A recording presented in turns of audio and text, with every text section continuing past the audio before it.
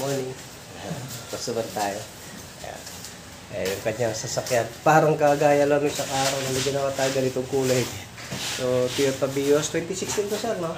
2016 din model, no? Same na same. Meron din siyang problema sa automatic transmission. Ito ay sa shift solenoid. So, sabi ko, familiar na tayo dyan. Check muna natin, no? Para sigurado. At pakita rin natin sa customer kung talagang sira o hindi.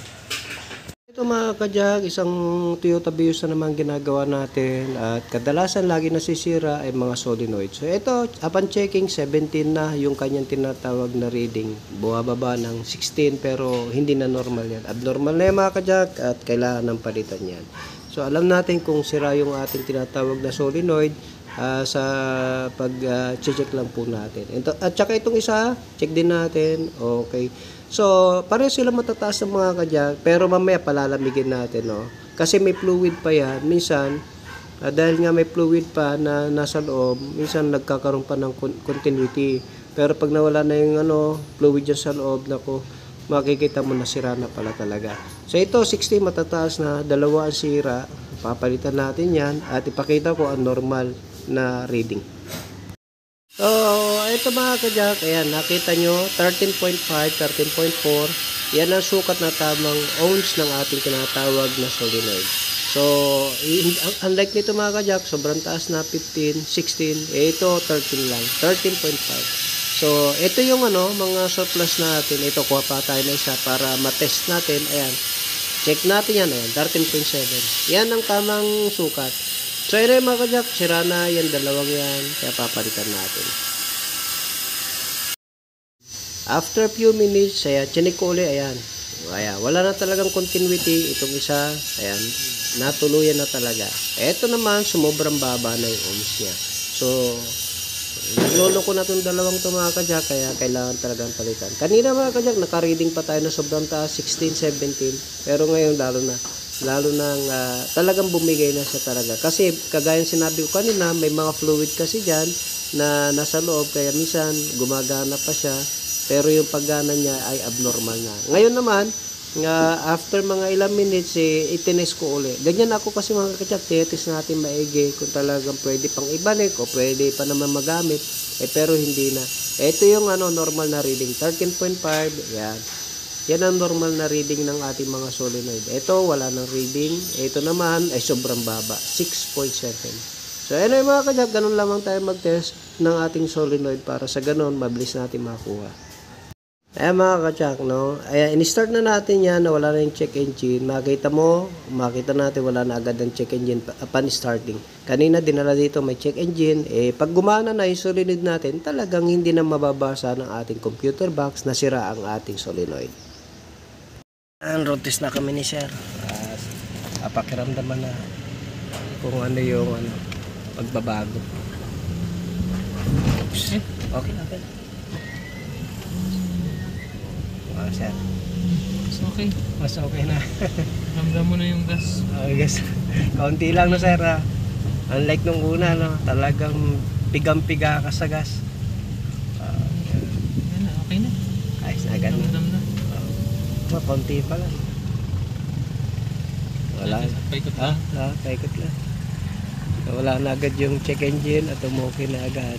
Ganun lang naman, no? Hindi naman kailangan ibaba yung transmission pagka automatic transmission na Vios. Kung ano mang klase automatic, so tayo ay nagbabase lang muna tayo sa mga solenoid, sa mga external. At alam naman natin kung hindi pa naman sira yung automatic kanan sir, wag natin baba yung transmission. Check muna tayo paano yung sira. Yan si sir, okay na daw. Ramdam niya na. Dati yung gas nito malakas sa gas kasi nga yung piga mo. Di na yung piga mo, hindi pa talaga umuusad. Sige lang sir, diretso lang. Ayan. Tatabihan? Hindi, ayaw mo, tatabihan. Sumot. Ayan, hindi. Bilisan konti. Okay na. Konti na. Yung tak. Okay, maganda yung Atak na. Lalabas.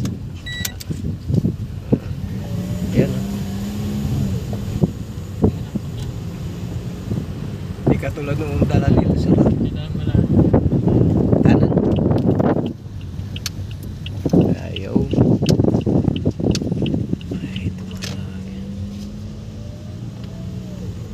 Okay. Ayos na lang. Lagyan natin sticker ni ni Sir Jack Poltridge Auto Care. Thank you, Sir. Ingat sa pagbabiyahe. Galing Novaleche si Sir Greg. Okay. Thank you, Sir Greg. So mga kajak, nakauwi na yung isa nating customer. So okay na yung kanyang Toyota Vios na 2016 model. Nagawa natin agad kasi medyo familiar naman na tayo dyan sa mga ginagawa natin. Tsaka alam na natin kalikutin pagka Toyota Vios. So na mga kajak, yun lamang mga kajak at napakadali lang naman gawin yan. Maabot lang, wala pa isang oras kasi totally binababa din namin ng oil pan. Minsan nakakalungkot nga lang, sabi niya sa akin, no, meron na sila napagtanungan, kailangan palitan na daw ng automatic transmission. So worth 45,000 to 50,000 kailangan daw palitan. So kami mga kajak ay siyempre tayo, may mga shop na gano'n na may tama lang din ang labanan.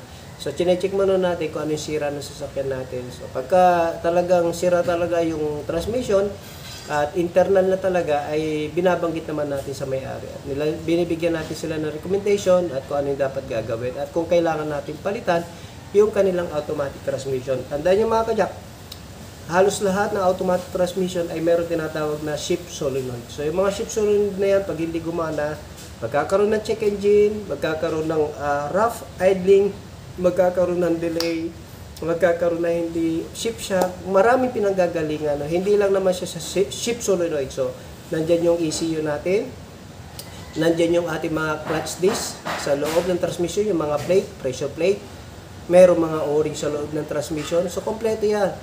Hindi lang doon sa solenoid din ng pinanggagalingan yan. Halimbawa, sobrang delay na, internal leak na pala. So, maraming pinanggagalingan. Kaya ginagawa natin, chinecheck muna natin kung ano talaga yung cause ng ating problema, ng ating sasakyan.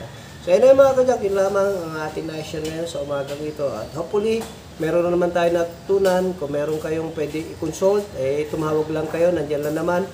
Laging available yung ating cellphone number diyan at page natin, no, may nagre-reply lagi tayo diyan. Kung meron kayong katanungan, magtanong lang kayo dito lang sa Jack Poltridge Auto Care, the shop that cares for your car. God bless you.